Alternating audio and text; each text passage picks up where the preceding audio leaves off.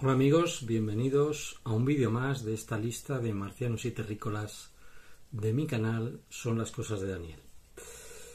Esta lista va sobre superdotación intelectual y hoy vamos a hablar de un tema que me resulta tan sumamente claro y meridianamente transparente porque lo padezco personalmente de una forma muy intensa, que no necesito recurrir ni siquiera para documentarme a libros o artículos científicos, aunque haya leído algunos sobre psicología o haya leído algún libro sobre las sobreexcitabilidades de Dabrowski.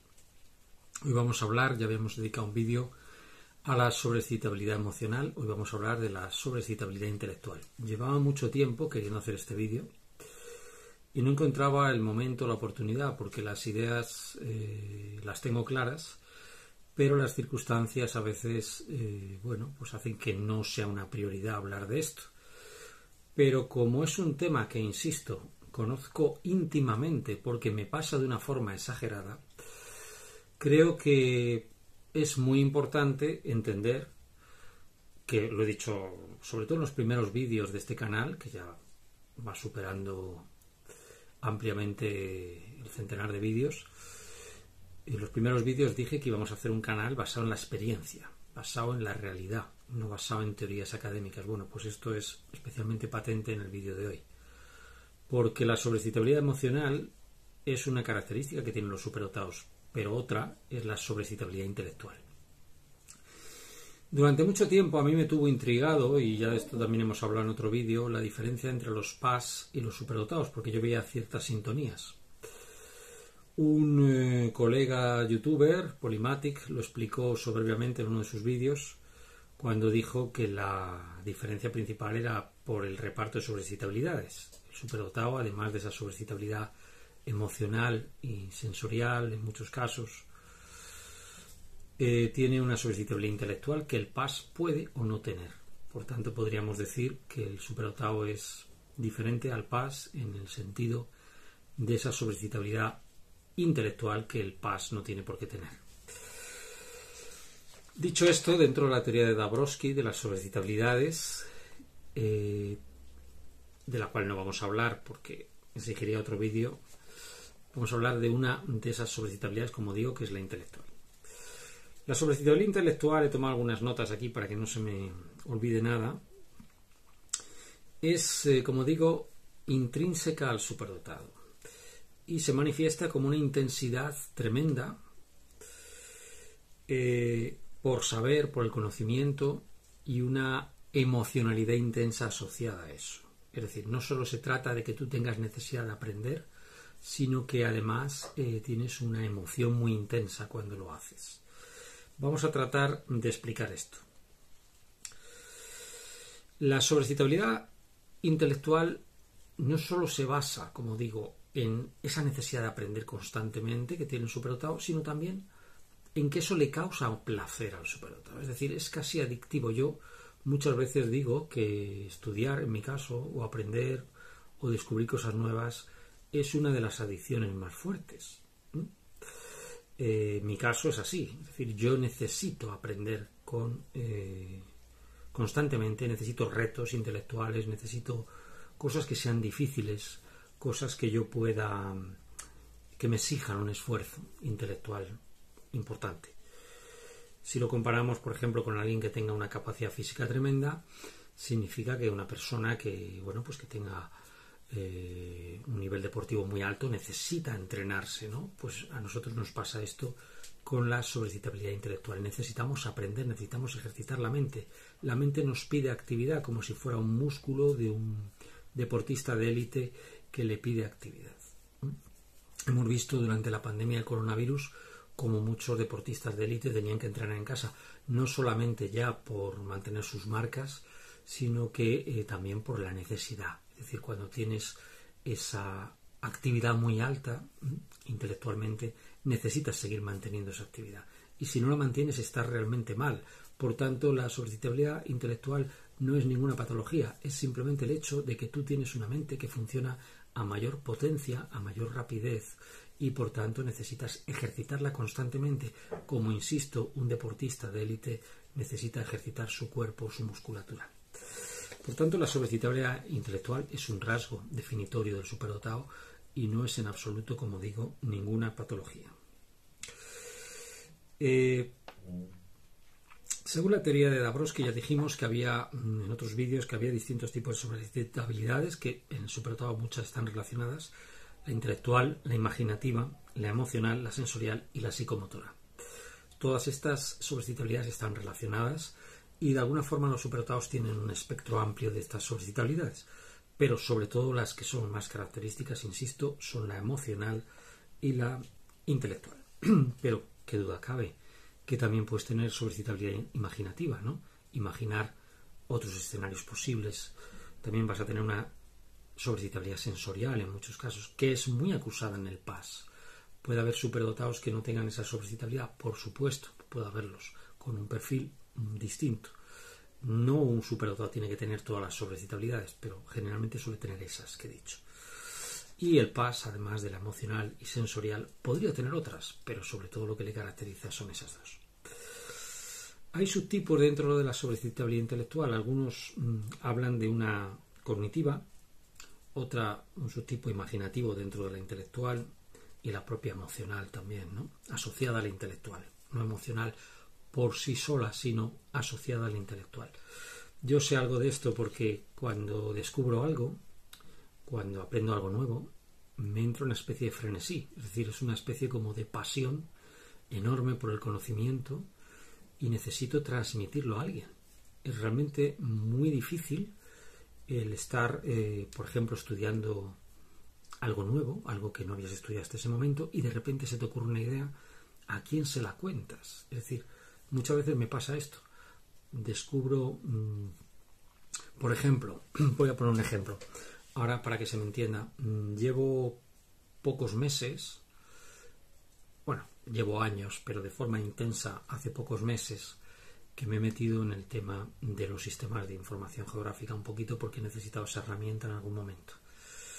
Y bueno, pues un poco jugando con el ordenador descubro pues cómo acceder a información de los satélites, ¿no?, de la Agencia Espacial Europea, cosa que para alguien experto en el tema puede ser trivial, pero de repente empiezo a descubrir cosas realmente impresionantes, empiezo a ver un abanico de posibilidades que yo estoy seguro que a un experto en GIS no se le ocurren porque no tiene mi background en otras cosas. Es decir, un experto en sistema de información geográfica podrá saber mucho del sistema de información geográfica, pero a lo mejor no sabe de botánica, o no sabe de zoología, o no se le ocurren, o a lo mejor no sabe de, yo qué sé, de climatología.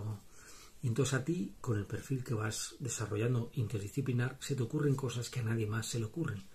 Y empiezas a excitarte por dentro. Empiezas a decir, pero bueno, es que esto es magnífico. O sea, podríamos estar haciendo esto o lo otro, o podríamos incluso determinar cuál va a ser el posible impacto del cambio climático en tal cosa o en tal otra, o cómo se van a mover los animales si analizamos estas características, etcétera.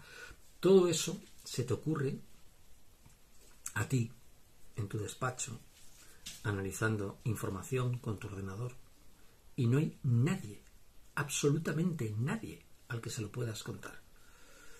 A unos no se lo puedes contar porque te lo copian, a otros no se lo puedes contar porque no lo van a entender, o incluso se van a creer que te las das de listo. Es decir, muchas veces esta es uno de los... La sobrecitabilidad intelectual tiene una serie de efectos colaterales bastante desagradables, y yo sé muy bien de lo que estoy hablando, porque, insisto, me pasa habitualmente. La sobrecitabilidad intelectual puede tener como problemas, por ejemplo, ansiedad. ¿A quién se lo cuentas? O sea, quiero poder hacer esto, descubro una técnica nueva de hacer tratamientos de residuos. ¿A quién se lo cuento? Muchas veces me descargo colocando en LinkedIn o en páginas de Facebook o en Twitter, colocando algo y me descargo ahí. Pero no puedo transmitir todo el conocimiento que voy adquiriendo con facilidad, porque mucha gente te lo copia. Otros no lo valoran, otros simplemente se sienten aturdidos. Recuerdo una vez que, bueno, había una persona que era alumno mío y era una persona inteligente, creo que lo he contado en algún vídeo. Tenía un coeficiente intelectual pues de 115, 120, se había hecho unas pruebas, pero un día hablando con una persona superdotada a la hora de comer, él estaba presente, estábamos yo con otro alumno que era superdotado y con este otro alumno que no lo era, aunque era una persona muy inteligente, pues yo con el alumno superdotado empecé a cambiar la conversación constantemente.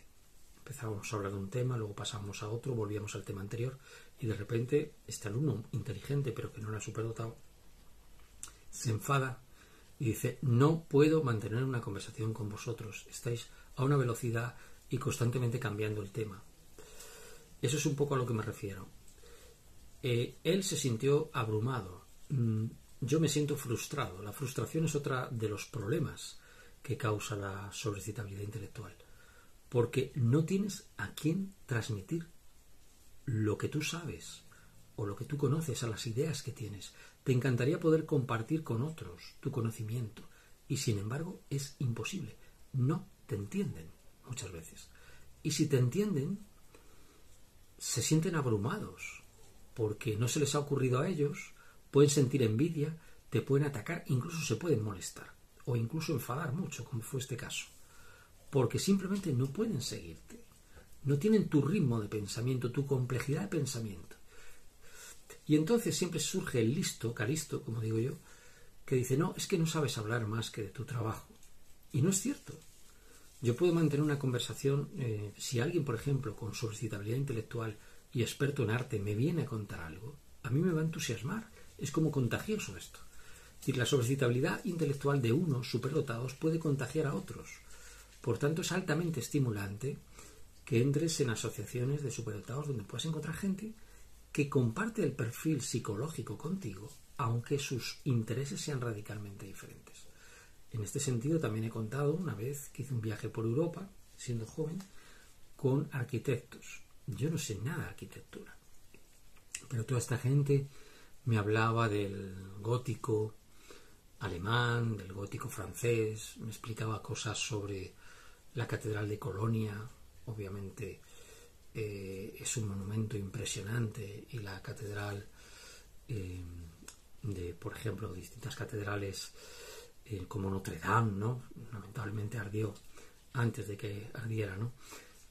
Te explicaban cosas, cómo es de luminoso el gótico francés frente a ese carácter masivo, enormemente elevado al cielo, ¿no?, de esa catedral de Colonia. Y me encantaba, me quedaba embelesado escuchándoles. A eso me refiero.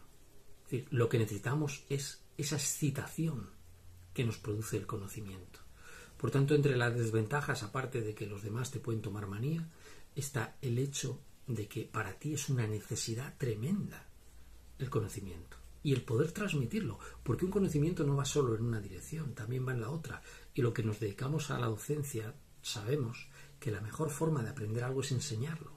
Por eso hago este canal, para poder transmitir cosas. Y no solo me conformo con la superdotación, también quiero transmitir cosas de biotecnología que voy aprendiendo. Y yo por mí pondría más cosas. Y sé que estoy incurriendo en zona de riesgo, poniendo muchas cosas que me pueden copiar.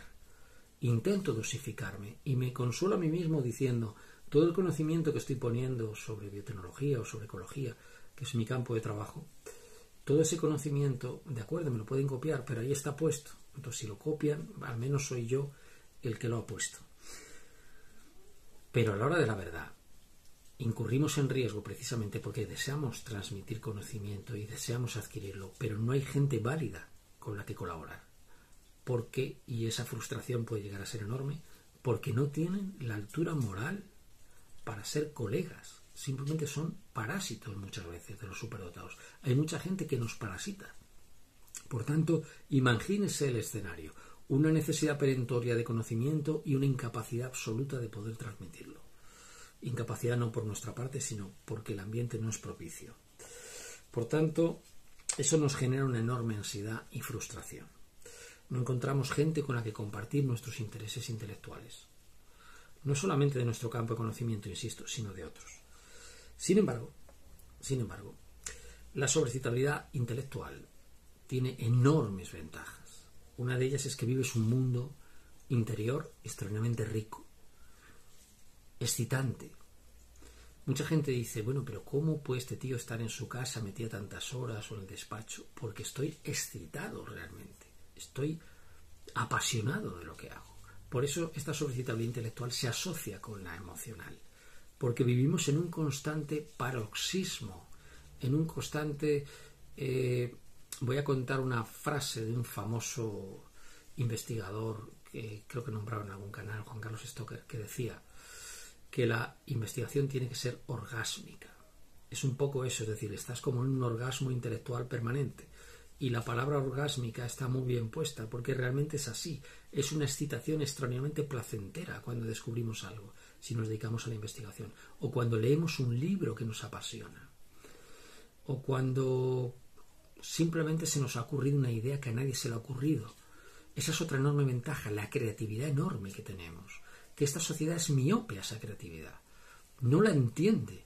Es incapaz de utilizarla de manera constructiva, solo saben parasitarnos, no saben utilizar nuestra creatividad para el desarrollo de la sociedad. Nos encantaría participar en la sociedad, pero no nos dejan, entre que nos tienen miedo por un lado, por otro nos tienen desconfianza, por otro le generamos turbación a mucha gente, ya lo hemos hablado en otros vídeos, le generamos ansiedad, el hecho de que no nos puedan seguir les molesta, les hace sentirse estúpidos. A ver, señor mío, yo no me siento mal por ver a un deportista de élite, por ejemplo, a mi lado. Yo voy a un gimnasio, como he dicho, y en el gimnasio hay gente que me supera físicamente 3 veces. Yo no me siento mal por ello, intento aprender de ellos, intento mejorar las técnicas que hago en el gimnasio, de artes marciales o todo ese tipo de cosas. Pero hay gente que me da 1000 vueltas. Evidentemente, gente más joven o gente más fuerte que yo, o que es más hábil, o que tiene mejor psicomotricidad, lo que sea. No me siento mal por ello. Pero la mayor parte de gente se siente fatal cuando hay un superdotado delante. El otro día entré en una tienda de estas de productos naturales y me puse a hablar con la dependienta y en eso entró otra clienta y ya se estableció ahí una conversación que iba sobre las propiedades de ciertas plantas. Y en un momento de la conversación me dice esta señora que había entrado: hombre, sería muy interesante que conocieras a fulanito que lleva una asociación de naturismo y de tal y de cual. Y yo a esta señora cogí y le dije: mire, yo tengo 59 años en estos momentos. No puedo perder el tiempo participando en asociaciones en las que luego voy a tener problemas. Porque siempre que estoy en una asociación acabo teniendo problemas. ¿Usted cree que un superdotado puede participar en una asociación así? Y claro, la dueña de la tienda lo sabía porque me sigue en el canal, pero esta señora se quedó así. ¿Ve? Le acabo de decir eso y ¿qué sensación le causa a usted esto? A que le empiezo a caer mal, solo por decir esto. A que piensa usted que soy un prepotente. A que piensa usted que no sé qué. Se pone usted a la defensiva, se lo nota en la cara. Imagínese en una asociación en la que yo entre y empiezo a dar ideas y empiece a, yo qué sé, a participar de esa sobrecitabilidad, ¿no?, intelectual que tenemos, y toda la gente de la asociación que está ahí en la dirección me vea como una amenaza. Esto nos pasa constantemente.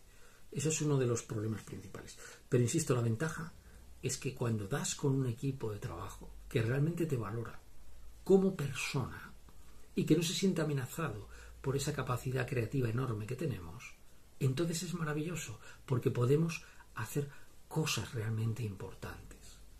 Yo tengo la suerte de tener gente así con la que trabajar, pero me ha costado décadas de frustración, de esfuerzo inútil, de estar trabajando con personas. Yo siempre digo que un equipo de trabajo me dura 2 años y medio.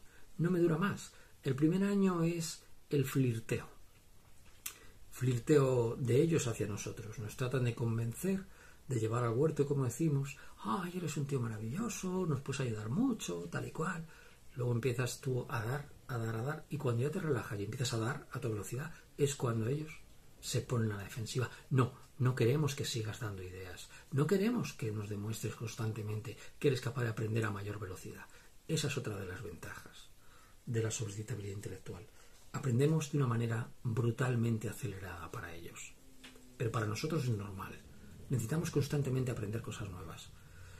He cambiado de línea de investigación 500 veces. Y lo voy a seguir haciendo.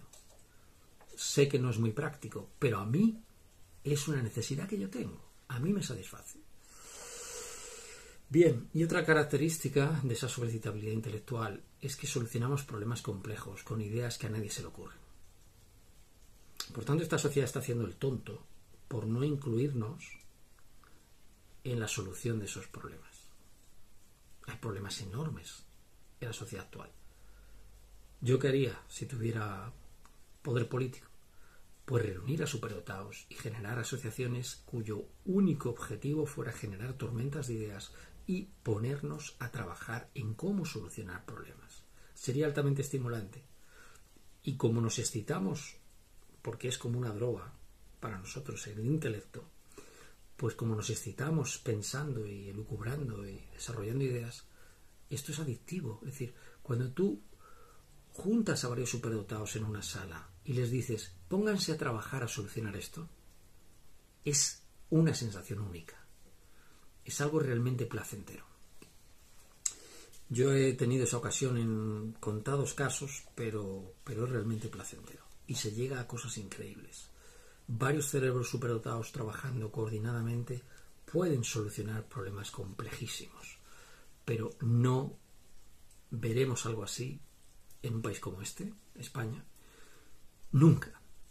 Porque todos estos que hablan de promocionar el talento, se les va la fuerza por la boca. La institución en la que trabajo, por ejemplo, ha retrocedido 100 puntos en el último año en el ranking Shanghai. Y no hacen más que hablar de promocionar el talento.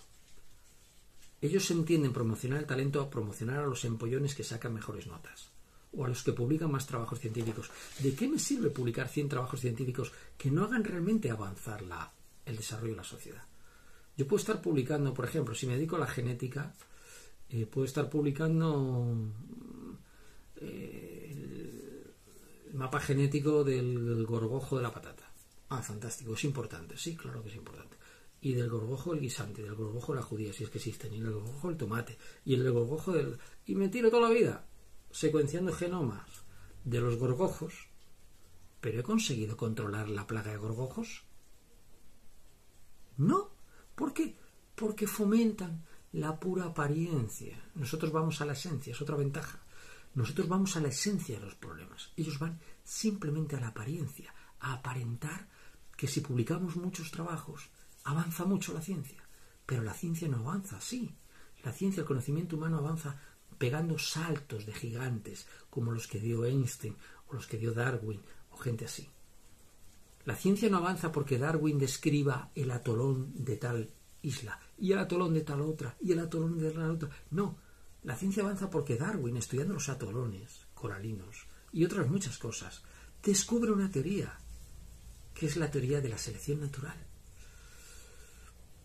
Eso es lo que hace avanzar la ciencia. Eso de ir a la esencia, no quedarse en los detallitos. Y los neurotípicos se quedan en los detallitos. No van a la esencia de los problemas. No solucionan los problemas. Solo van a ponerse medallitas. Es decir, publico muchos trabajos, asciendo de categoría.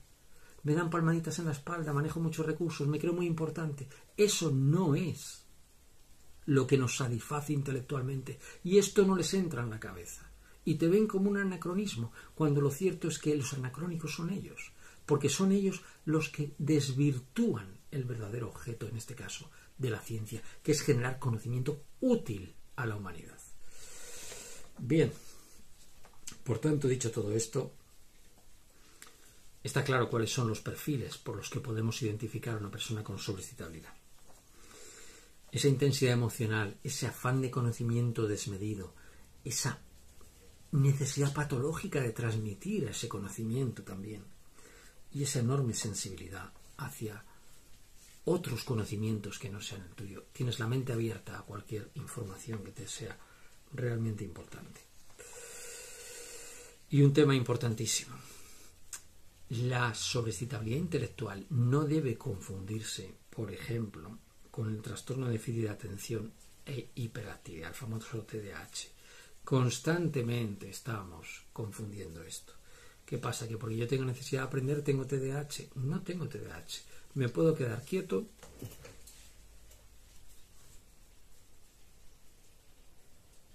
y no moverme durante 3 horas.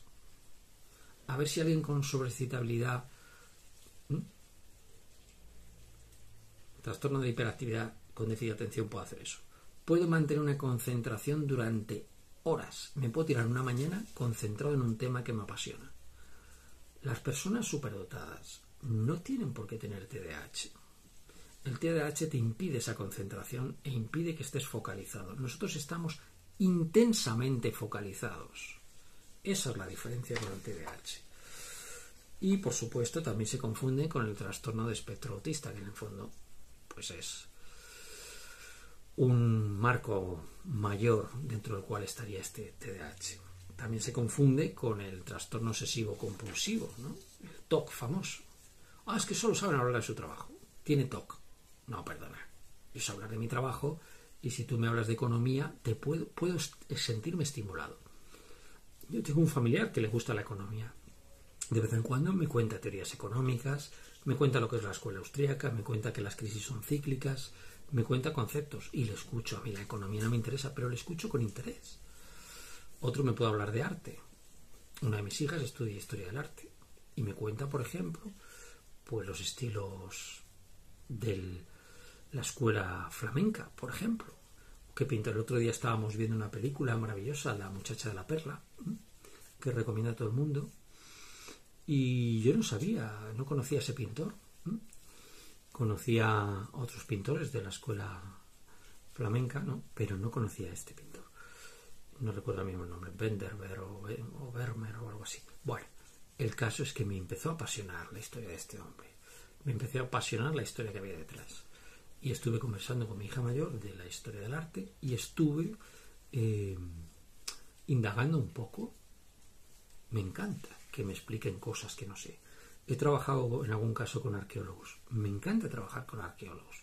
Me encanta trabajar con historiadores del arte. En algún caso he hecho alguna adaptación de obras de arte mediante estos anillos de árboles. Me encanta aprender de los demás. Por tanto, no tengo TOC, ni TDAH, ni trastorno del espectro autista. Simplemente, como muchos de vosotros que estáis escuchando, somos superdotados, tenemos una altísima actividad cerebral y restringirnos esa actividad cerebral es como meter a un potro, a un pura sangre en una cuadra todo el día. Necesitamos galopar en espacios abiertos, necesitamos movernos con libertad. Bueno, ¿qué podemos hacer con este perfil? Que es el motivo que me ha llevado a este vídeo, cuando el escenario no es propicio. Pues es durísimo, pero tenemos que acostumbrarnos. Tenemos que mentalizarnos que no tenemos muchas veces público necesario o gente que nos pueda echar una mano. Y encontrar una forma de canalizar toda esa actividad cerebral, mental, de forma constructiva que no nos cause problemas. Ese enorme torrente de pensamiento. Otra de las desventajas que se me queda en el tintero es que es difícil para nosotros apagar el cerebro. A mí me molesta, entre comillas, lo de molestarme. Muchas veces mi mujer se queda dormida enseguida, se pone a leer un libro y se duerme y mi cabeza empieza a dar vueltas y vueltas y vueltas. Y no es que tenga insomnio, simplemente esto que va a 220 todos los días, durante muchas horas, cuando llega la noche cuesta quitar esa velocidad mental. Pero bueno, al final nos dormimos, evidentemente, y despertamos antes, porque inmediatamente se pone en marcha. Pero eso no nos causa ningún problema de salud, que ese es otro de los equívocos. No, es que este señor va a tener, cuando sea mayor, trastornos neurodegenerativos. Mi cabeza, de momento, con 59 años, funciona perfectamente.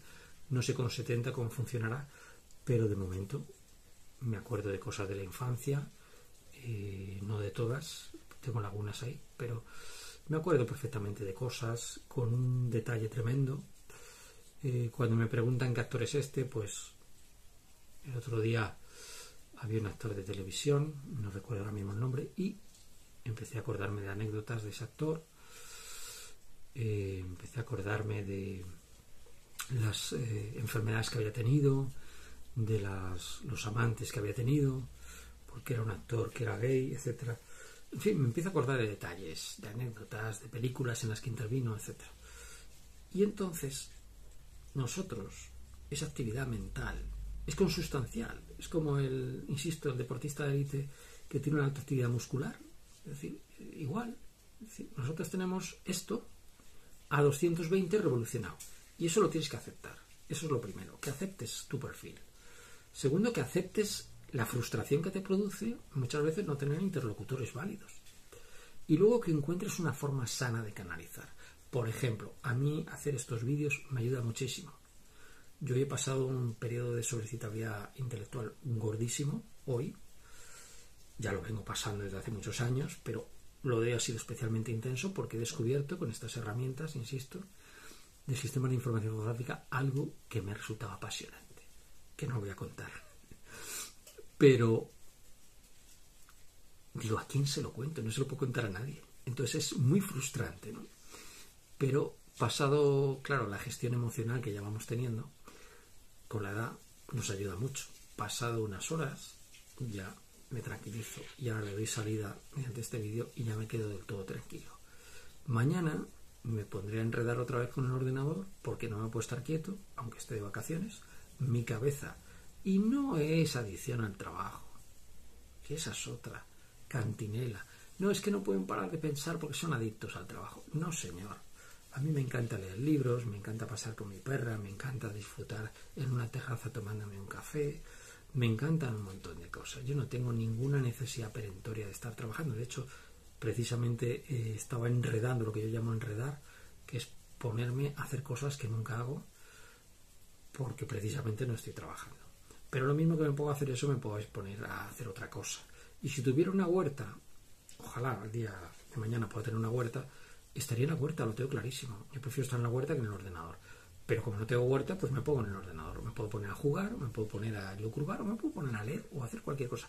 Lo que no puedo es estarme quieto. No me puedo quedar sentado en una tumbona, en la piscina, y que se me pasen 6 horas, porque mi cabeza no funciona así. Y la de vosotros seguramente tampoco. Tengo familiares que les encanta la playa. Yo la playa, lo siento mucho, a mí la playa no me gusta. Siempre he preferido la montaña. Eso de tumbarme en la playa lleno de arena, como no es una playa del Caribe con unas condiciones muy especiales. Estuve una vez en la isla de La Gomera, que es maravillosa porque tienes playa y tienes montaña. O en Tenerife, por ejemplo, las Islas Canarias. Pero una playa de estas kilométricas de arena con 200.000 sombrillas no es un sitio donde, pienso yo, muchos superdotados puedan estar. O estaríamos 10 minutos. Y conozco colegas que les pasa exactamente lo mismo. Y además se dedican a la biología marina. Entonces, y no pueden estar en la playa más de 3 horas. Y son biólogos marinos. Entonces, lo que quiero decir con esto es que tienes que aceptar el perfil. Uno, tienes que aceptar esa intensidad emocional que lleva asociado, aceptarla plenamente, entender que no puedes muchas veces encontrar interlocutores válidos y tratar de darle una salida. Y sobre todo date tiempo porque esta sobrecitabilidad aprenderás a manejarla con el tiempo. Yo la manejo de forma relativamente buena, pero lo que puedo decir es que a mí me causa ocasionalmente enorme turbación, así que entiendo perfectamente. Y por último, despedirme aquí con una petición a los psicólogos y a la gente que se dedica a la asistencia a superdotados. Si usted no tiene superdotación, va a ser muy difícil que entienda esto, por muchos libros que lo lea. Entonces por eso hago este vídeo, para que lo veáis, le deis al me gusta si así os parece y lo extendáis en redes sociales, para que al menos cuando una persona superdotada le pase esto y vea este vídeo, entienda bien de qué va esto.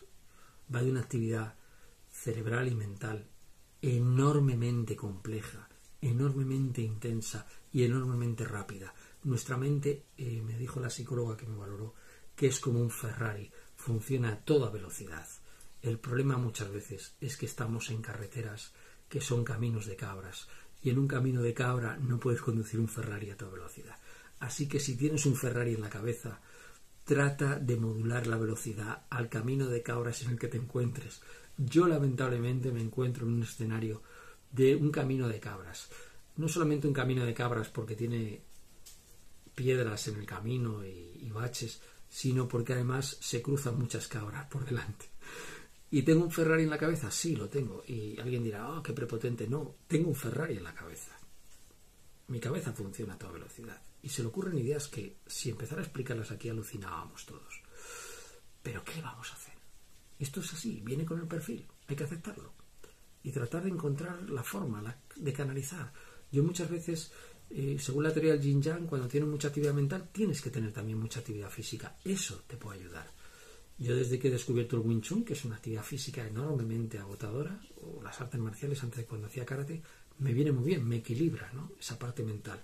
Esa es otra posibilidad. Encuentra tu forma de equilibrar esa energía mental para que no te cause ansiedad. Bueno, nada más. Me despido aquí, que ya me queda un poquito largo el vídeo, y nos vemos en otra entrega. Insisto, suscríbete al canal, extiéndelo en redes sociales, y si te gusta este vídeo, dale al link de me gusta.